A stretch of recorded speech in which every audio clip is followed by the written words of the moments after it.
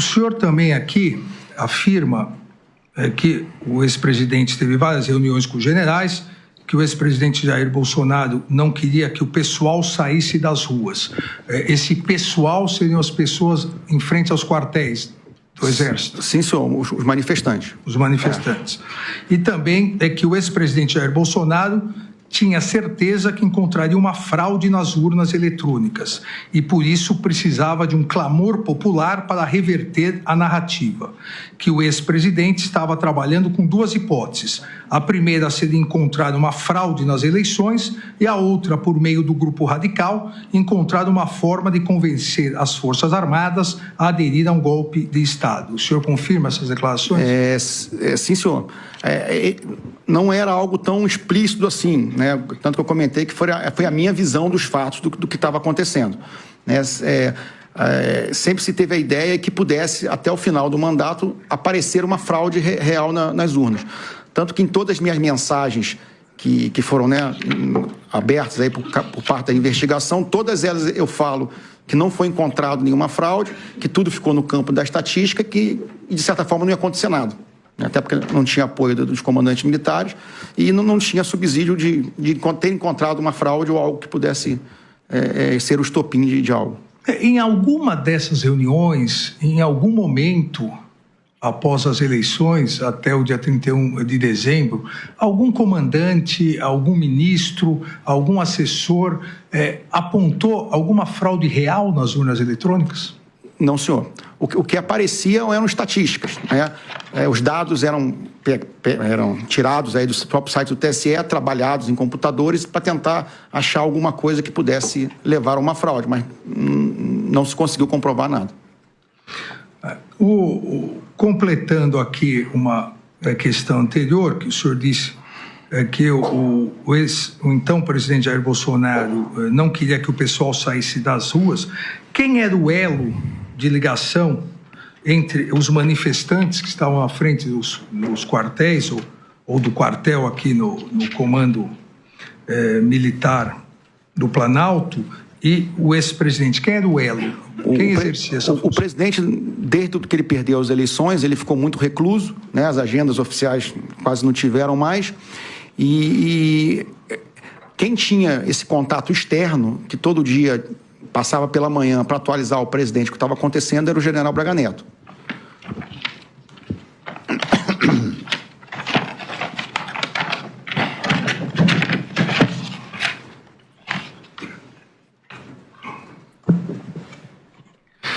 Aqui, em relação a outro depoimento, também no mesmo dia 28/8, o depoimento 35784458, em relação ao denominado gabinete do ódio, o senhor afirma o seguinte: indagado sobre ataques a ministros do Supremo Tribunal Federal, identificados nas investigações, os ataques encaminhados por meio do telefone do ex-presidente Jair Bolsonaro, responde que era o ex-presidente que encaminhava diretamente.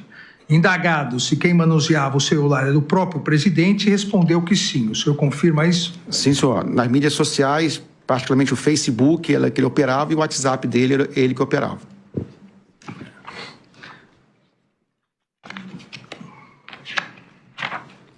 Também, aqui em relação ao ataque às urnas eletrônicas, à desinformação, o senhor diz nesse depoimento, abre aspas, que sobre os hackers e ataque às urnas, o único hacker que esteve com o ex-presidente foi Walter Delgatti, recentemente condenado pelo Supremo Tribunal Federal, pela primeira turma do Supremo Tribunal Federal. Então, o senhor diz que sobre os hackers e ataque às urnas, o único hacker que esteve com o ex-presidente foi Walter Delgatti, que no referido encontro o colaborador chegou depois da chegada de Delgatti no Palácio do Alvorada, que a deputada Carla Zambelli marcou a reunião entre o presidente da República e Delgatti, diretamente com Jair Bolsonaro, que a reunião ocorreu no Palácio do Alvorada. O senhor se recorda disso? Sim, senhor. Foi na hora do café da manhã, se eu não estou enganado. E como foi essa reunião? Na verdade, eu cheguei depois, né? Chegaram bem cedo, né? E o hacker, né? Ele estava levantando as hipóteses. Os detalhes técnicos eu não sei, né, de como poderia ter sido feita a fraude e como se poderia descobrir que essa fraude, né? E aí, no final da reunião, o presidente pediu, né, para o general Paulo Sérgio receber esse hacker com a Carla Zambelli, né? O presidente ligou para o general? Eu acho. Você se recorda? Eu acho, não sei se foi através de mim. Não, acho que pediu ou o próprio Coronel Câmara, que estava lá, que fez essa interlocução. Agora, quem fez a interlocução, realmente eu não me lembro. Se foi o próprio presidente, eu ou até o Coronel Câmara. O presidente, então, pediu, aqui no depoimento o senhor disse que é o Coronel Câmara que teria levado. Isso. Para o ministro da Defesa, o réu Paulo Sérgio, receber o hacker Delgatti para verificar a vulnerabilidade nas urnas eletrônicas. Houve essa reunião no Ministério da Defesa? O senhor sabe se houve essa reunião? Não houve a reunião. Eu só creio que não foi com o general Paulo Sérgio. Eu acho que foi com o general que era logo abaixo dele, que estava cuidando dessa parte das urnas, se eu não me engano. E o general Paulo Sérgio, então ministro da Defesa, chegou a dar algum retorno dessa reunião, mesmo não tendo participado? Não, senhor, não, para mim não foi dado retorno para mim ou através de mim. O senhor se recorda se a reunião foi com o coronel Eduardo Gomes? Não, o coronel Eduardo Gomes não era do Ministério da Defesa na época, né? Acho que ele trabalhava... Eu não sei dizer, mas eu creio que não. Eu não sei.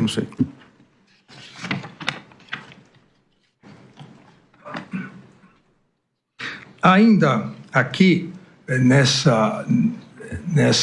ataque ao Poder Judiciário, que é narrado na denúncia, na acusação da ação penal e aos seus ministros, o senhor diz nesse depoimento sobre uma suposta gravação do ministro Alexandre de Moraes relacionada a Marcos Duval e Daniel Silveira.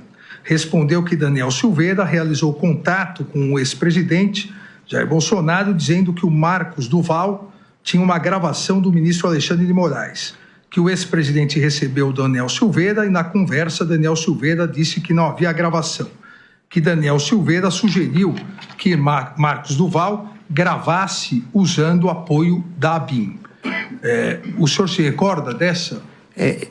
Eu não participei dessa reunião, né? Eu cheguei até depois no Alvorada, né? Depois isso me foi relatado pelo coronel Câmara o que tinha acontecido, mas as informações foram essas mesmo, né? Que o senador tinha ido lá dizendo que tinha uma gravação do senhor e que depois não era bem isso, que ele poderia tentar fazer a gravação utilizando outros meios, né? Que ele disse que era muito amigo do senhor, alguma coisa assim.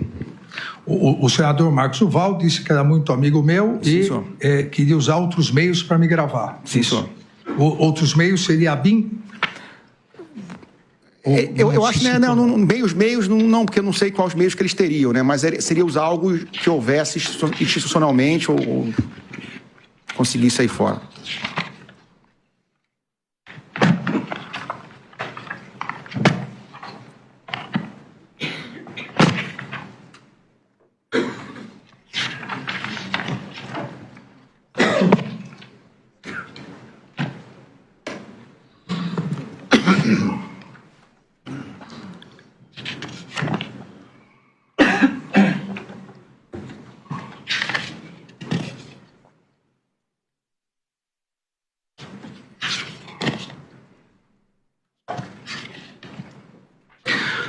Nós vamos agora à questão, que também é importante, o esclarecimento aqui na ação penal, exatamente das omissões e alteração de versão que o senhor deu em relação à reunião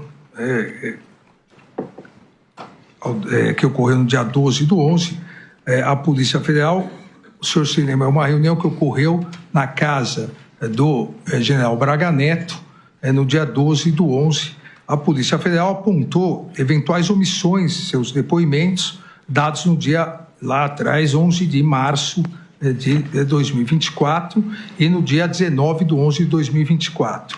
E isso a partir, o senhor deve se recordar, da nossa audiência, a partir de provas documentais obtidas. Em virtude disso, o senhor foi intimado a comparecer perante o Supremo Tribunal Federal, como já falamos no início, para se manifestar. O senhor já disse que retificou, mas aqui é importante que fique claro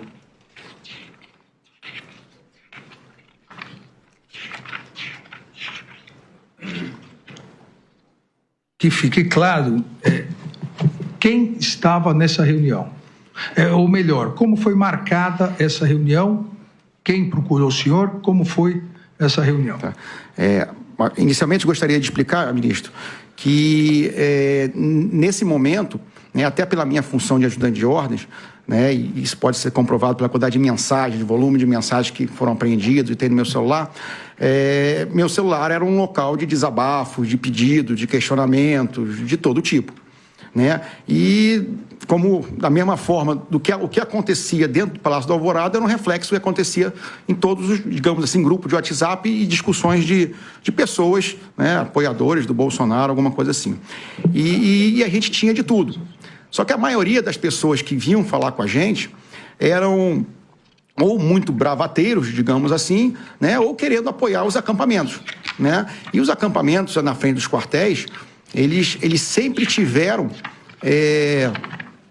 um apoio, inicialmente um apoio tácito do Exército, e depois, com aquela nota que foi escrita, um apoio mais formal. Então, os militares se sentiram mais tranquilos para estar ali, com os apoiadores na frente dos quartéis. Então, e a minha característica como ajudante de ordens, eu sempre me considerei muito solícito. Eu sempre estava muito pronto a tentar ajudar alguém que pedisse, ligasse.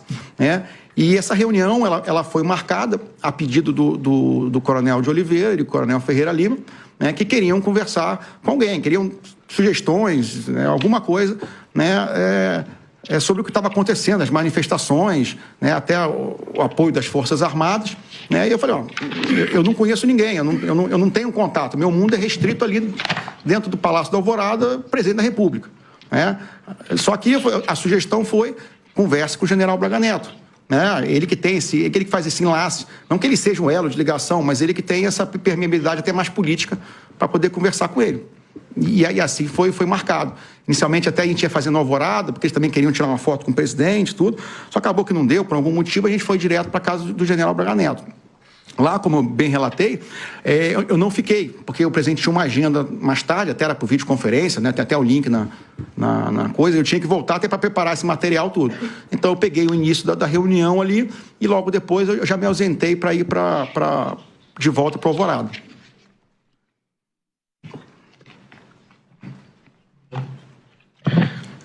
Mas o senhor chegou a estar na casa do general Braga Neto? Eu cheguei lá, sim, senhor. Eu fiquei lá, acho que uns 10, 15 minutos iniciais ali no máximo.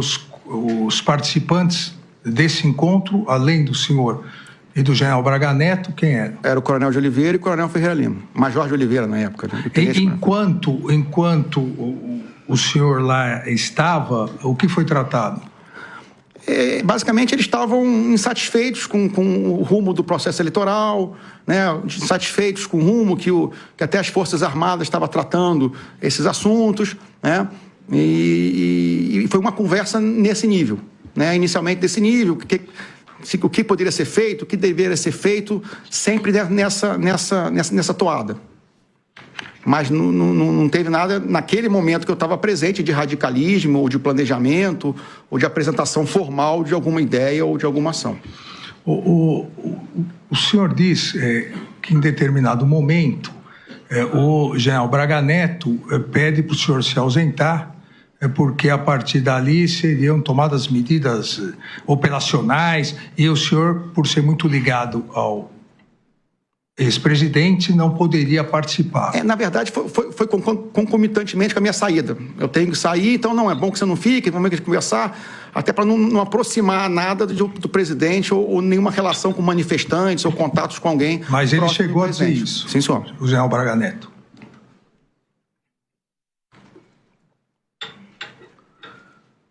Após essa reunião, o senhor foi procurado por algum dos integrantes dessa reunião? Sim, senhor. 2 dias depois, né, eu fui procurado de novo pelo Major de Oliveira, né? Foi aquelas mensagens que foram reveladas, né, em que ele até pergunta, como é que foi a reunião, alguma coisa assim, o que você achou da reunião? Eu falei assim, não sei, eu não estava. Depois também não corri atrás para saber, não era do meu métier, né? E aí ele falou, estou precisando de dinheiro, estou precisando de recurso para alguma coisa. Quem disse isso? O Major de Oliveira. Precisando de dinheiro e recurso. Isso. Até inicialmente eu brinquei com ele, 100 mil, até conhecendo ele, era bem... um amigo bem chistoso, assim, né? Bem brincalhão. E aí eu vi, não, que realmente eles queriam trazer, parecia que queriam trazer pessoas do Rio de Janeiro, né? Alguma coisa assim. E aí eu fui procurar o general Braga Neto, né? Aí, inicialmente o general Braga Neto, ele orientou que eu procurasse o pessoal do partido, né? Lembro que o intuito, pelo menos na minha cabeça, o intuito eram manifestações apoiadas pelo Exército na frente dos quartéis, né?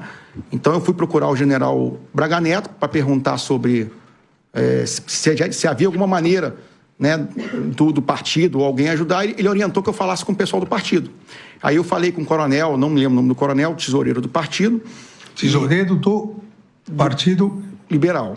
Do PL. Sim, senhor. Aí eu conversei com ele, inclusive mostrei aquele documento que a senha não foi quebrada, né? Eu mostrei para ele o que era o hotel, né? Ele falou que o partido não poderia bancar aquilo ali, não tinha como o partido apoiar manifestantes para trazer. E posteriormente eu retornei para o general Braga Neto, né? Não foi possível tal. E aí depois, acho que realmente o espaço temporal não me recordo, o general Braga Neto trouxe, né, uma quantia em dinheiro, que eu também não sei precisar quanto foi, mas com certeza não foi os 100 mil, porque até pelo volume não era tanto, né? Devia ser um... Então, que foi passado para o Major de Oliveira, no próprio Alvorada. O senhor que passou esse dinheiro? Eu passei, sim, senhor. Eu recebi do general Braga Neto. O senhor recebeu esse dinheiro do general Braga Neto? Sim, senhor, no Palácio do Alvorada. Ele estava onde, esse dinheiro? Ele, não sei. Guardado? Não, guardado onde? Quando o senhor recebeu uma sacola? Estava acho uma caixa de vinho, assim, um botelhazinho assim. E aí eu depois, acho que bobear no mesmo dia, eu passei para o Major de Oliveira.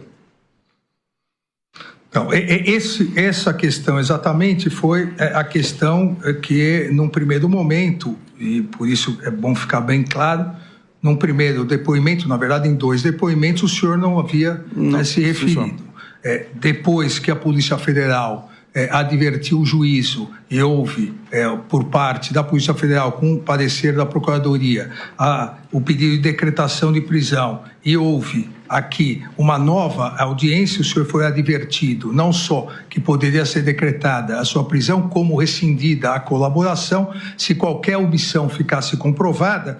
O senhor, acompanhado, novamente, é importante dizer, dos seus 3 advogados, o senhor retificou e contou esses fatos. Confirma isso? Sim, senhor. Na verdade, eu não falei naquele dia na Polícia Federal, porque tinha sido logo o dia da prisão, então eu fiquei muito abalado ali na hora. Então, eu realmente não consegui reagir e botar as ideias no lugar para entender o que estava acontecendo, porque eu tinha uma ideia pré-concebida do que estava acontecendo, né, e aí tudo mudou, né? Por mais que eu não soubesse, aquilo foi um choque muito grande. Pessoal preso, amigos meus. Então, e foi no mesmo dia, então aquilo me abalou um pouco, né? Então, depois, quando fui falar com o senhor, a gente já estava, mesmo antes das advertências todas do senhor, meus advogados já tinham conversado comigo, a gente conseguiu entender e realmente botar no papel realmente o que poderia contribuir para a investigação nesse fato. Então, o senhor reitera que essa versão que agora o senhor está repetindo, da participação do general Braga Neto entregando o dinheiro para que o senhor entregasse, essa é a versão verdadeira. Sim, senhor.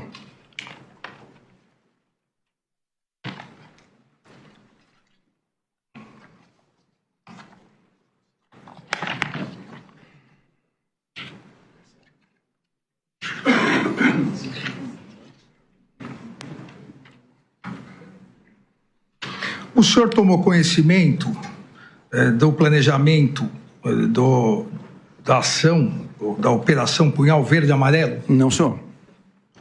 Quando que o senhor ficou sabendo dela? Eu fiquei sabendo pela imprensa, no dia da prisão dos militares. Inclusive, meu nome nem constava naquele gabinete de crise que foi criado, né? O que seria criado. Então, o senhor não teve conhecimento em momento algum? Não, senhor.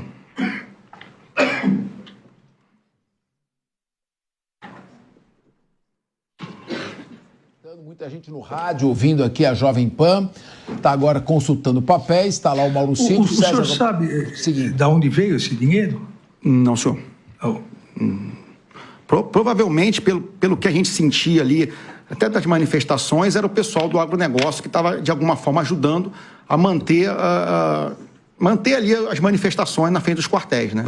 Então, na minha concepção, naquele primeiro momento, essa foi a minha ideia principal. Muito bem. Provavelmente, hein? Quer dizer, depoimento com achismos. Provavelmente deve ter vindo. Isso não tem valor nenhum. O ministro Alexandre de Moraes continua ali consultando o processo. Mauro Cid aguardando. À sua esquerda, o César Roberto Bittencourt, seu advogado.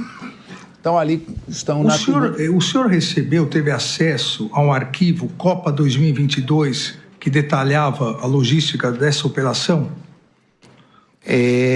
O que eu recebi não detalhava a logística dessa possível operação. O que eu recebi foi aquele documento inicial em que se pedia... Perdão, não da Operação Punhal Verde e Amarelo, da Operação Copa 2022. O senhor narra, então, o que o senhor recebeu? Sim, senhor. O documento que eu recebi, né, com o nome Copa 22, ele continha ali passagem aérea, hotel, alimentação, coisas para acho que 5, 6 pessoas ali no máximo irem para Brasília, né?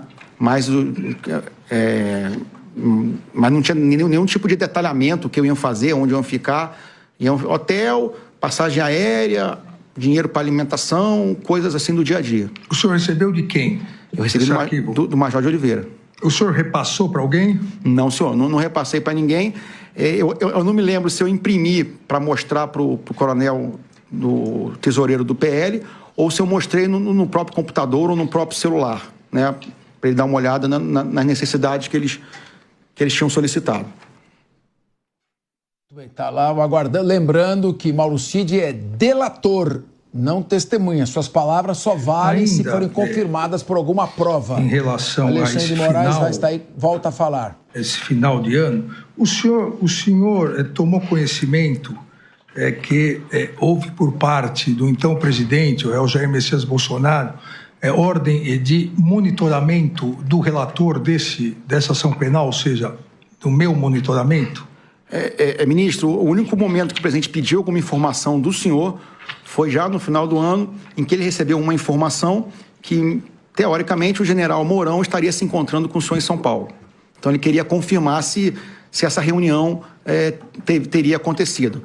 Mas porque quando fala monitoramento, né, para a gente já visualiza um monitoramento constante, né? Isso nunca teve essa ordem nem essa determinação. Agora, o senhor, no seu depoimento do dia 21 de novembro, diz que já tinha ciência do monitoramento antes, não determinado pelo presidente da República, mas que quem estaria realizando era o coronel Câmara. O senhor pode dizer sobre isso? Porque esse pedido, né, por várias vezes, o presidente recebia algumas informações que aliados políticos estariam se encontrando com adversários políticos. Então, foi comum, algumas vezes, no meio do mandato, a gente verificar se isso era verdade ou não. Só que não tinha nenhuma análise de inteligência. A gente, às vezes, perguntava para a Força Aérea, ou próprio via agenda do ministro, ou ligava para um secretário executivo para ver como é que estava essa mobilidade, né? Então, por isso que não chamou muita atenção esse último pedido do presidente já no final do ano, porque seguiu o mesmo padrão.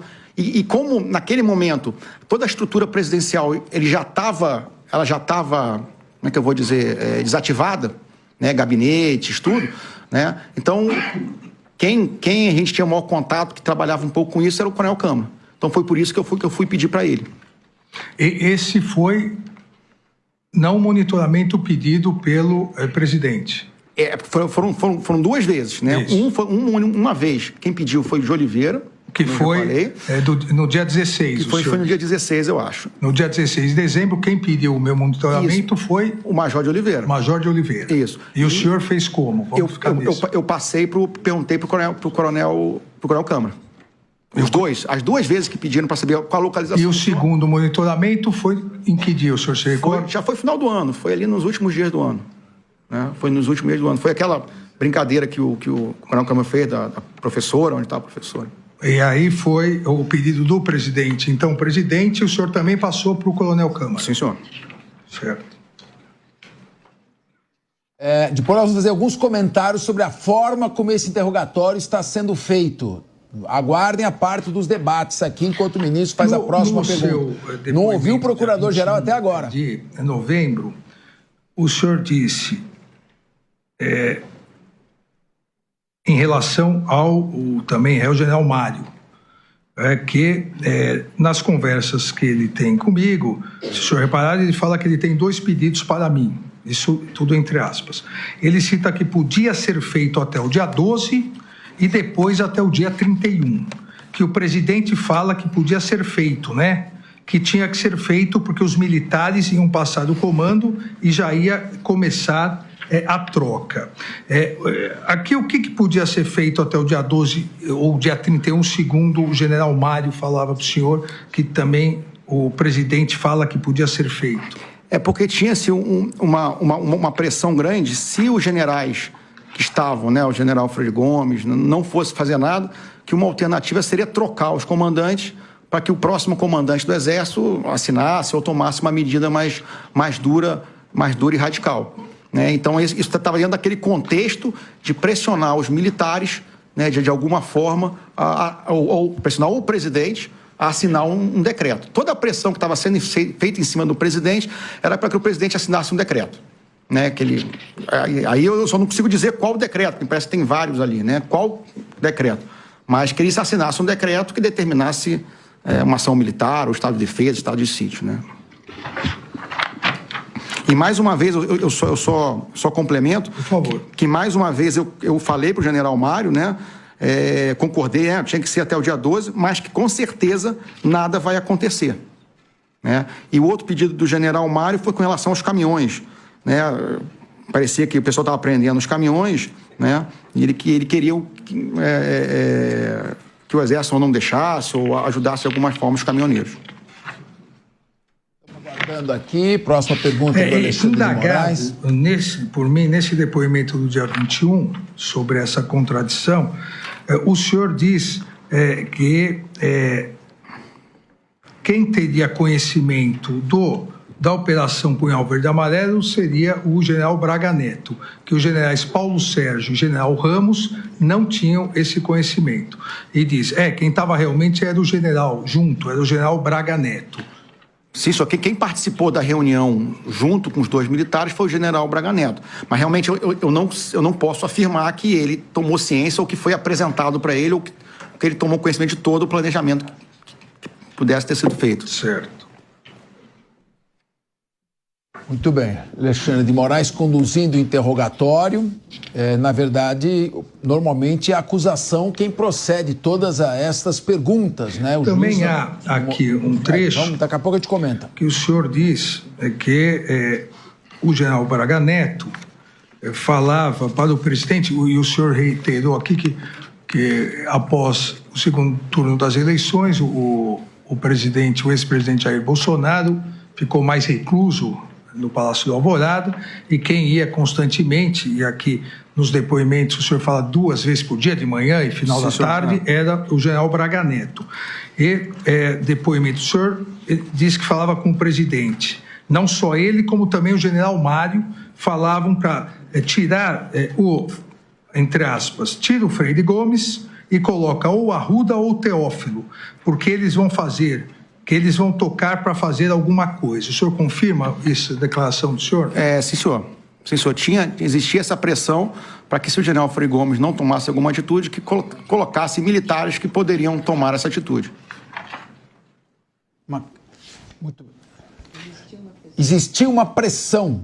Até agora, Jair Bolsonaro pressionado para assinar o rascunho, não assinou. É o que ele está dizendo.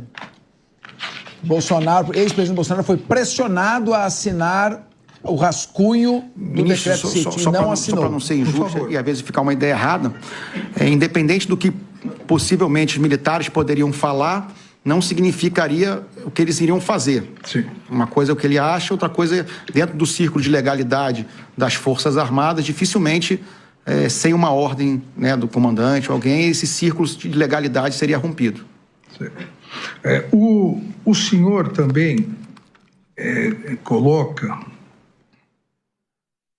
que havia discussões nesse período, o senhor falou da discussão em relação ao decreto, considerando, mas que também havia discussões, abre aspas, sobre a necessidade de ações que mobilizassem as massas populares e gerassem caos social, permitindo assim que o presidente assinasse estado de defesa, estado de sítio ou algo semelhante. Fecha aspas. O senhor confirma essa declaração? Sim, senhor. E quem conversava sobre isso? Ministros, tanto naquela conversa da casa do general Braga Neto, né, o teor das conversas era um pouco nesse sentido, e também nos grupos de WhatsApp. Por isso que eu digo para o senhor que às vezes a gente não sabia distinguir o que seria real e o que seria bravata de conversa de grupo de WhatsApp. Né? Mas a toada das conversações era um pouco nesse sentido. De alguma forma pressionar os comandantes, né, a tomar uma medida, tomar uma decisão. Depoimento aí, Mauro Cid, crivado, coalhado de possivelmente, provavelmente, no dia, não sabia. O senhor disse que não tinha conhecimento da Operação Punhal Verde e Amarelo e até no seu depoimento explicou da compartimentação de informação. Compartimentalização da informação, mas eu indago, o coronel Câmara, foi nesse dia que ele entrou em contato com o senhor, dia 16 de dezembro, para pedir o meu monitoramento. Não, foi o contrário. Eu pedi para ele. O senhor... Eu pedi para o coronel Câmara. Então, quem pediu para o senhor foi o Major de Oliveira pediu para mim e eu pedi para o coronel Câmara. Muito bem. Tá e aí. ele fez? O senhor sabe ou não retornou ao senhor? Eu acho que nesse dia ele não retornou. Não retornou? Ele não retornou. Eu aguardo. Alexandre de Moraes consultando ainda os autos, longo interrogatório, muito detalhado, cheio de confirma isso, inclusive, se eu não me engano, aquilo. esse dia eu nem estava em Brasília, esse dia eu estava no interior de São Paulo, interior de Campinas, ali na cidade de Itatiba. Aí, o ministro continua procurando novas perguntas, consultando os autos. Mauro Cid ali. Ainda há uma outra questão importante. Aqui no dia que foi dito pelo senhor no seu depoimento, do dia 21 de novembro, que no dia 8 de dezembro o general Mário Fernandes indicou que conversou pessoalmente com o presidente Jair Bolsonaro. E a comprovação que esteve no Palácio, o senhor sabe se ele efetivamente conversou nesse dia com o presidente? Sim, senhor. Ele esteve no Palácio. A data que eu não me lembro da data, mas que ele conversou em algum dia desses aí com o presidente, sim. E o senhor sabe o teor dessa conversa? Não, que eu não participei. Eu não participei. Muito bem. Alexandre de Moraes continua agora, procurando mais alguma pergunta. Mauro Cid aguardando. O senhor confirma ter recebido mensagens do general Mário Fernandes, que também é réu em um outro núcleo, duas mensagens, mas uma que me parece mais importante, abre aspas, também nesse dia 8 em que ele esteve com o presidente, conforme consta nos autos por documento da entrada no Palácio. Abre aspas. Cid, boa noite, meu amigo. Antes de mais nada, me desculpe estar incomodando. São duas coisas. A primeira, durante a conversa que eu tive com o presidente, ele citou que o dia 12, pela diplomação do vagabundo, não seria uma restrição, que isso pode, que qualquer ação nossa pode acontecer até 31 de dezembro e tudo. O senhor confirma essa mensagem? Sim, senhor, confirmo. O senhor respondeu, o senhor se recorda? Porque a sua resposta, salvo engano, Sim, senhor. está apagada, né? Eu acho que essa não está apagada, não, ministro. Eu respondi para ele, inclusive, eu respondi para ele que poderia ser antes do dia 12, alguma coisa assim, né? Até a entonação, né? Uma entonação respeitosa de um general falando com o tenente-coronel, né? E digo, complemento, mas com certeza nada vai acontecer. Eu sempre, todos que vinham com questionamentos, indagações, né? Eu sempre respondia que não foi encontrado fraude, nada vai acontecer. Inclusive, tem mais de 10, 15 mensagens que estão nos autos que eu sempre relato a mesma coisa. Nada vai acontecer, nada vai acontecer. Certo. Uma outra troca de mensagens que precisa ser esclarecida, que é importante, nos autos, é no dia 26/12, Aparecido Portela enviou uma mensagem para o senhor dizendo, abre aspas, o pessoal que colaborou com a carne estão me cobrando se vai ser feito mesmo o churrasco. O senhor se recorda dessa mensagem? Sim, senhor. Foi o tenente Portela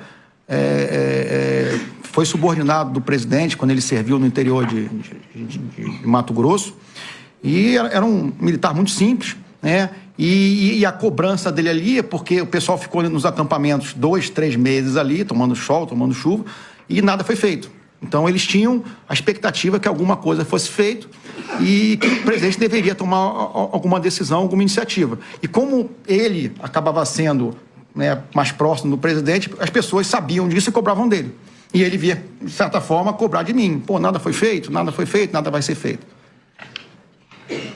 E o senhor se lembra o que o senhor respondeu para ele? Bom, exatamente o que eu respondi, o que eu escrevi, o que eu falei para ele, realmente eu não me lembro. Mas o que eu tentava falar com essas pessoas que vinham assim, mas, né, até por ser um militar mais humilde, né, era para, não, fique firme, fique forte, as coisas vão mudar, as coisas vão dar certo, né, o Brasil não está terminado por causa disso, muita coisa boa vai acontecer no futuro ainda. Então, era tipo uma mensagem de despedida, né, dessa forma para eles.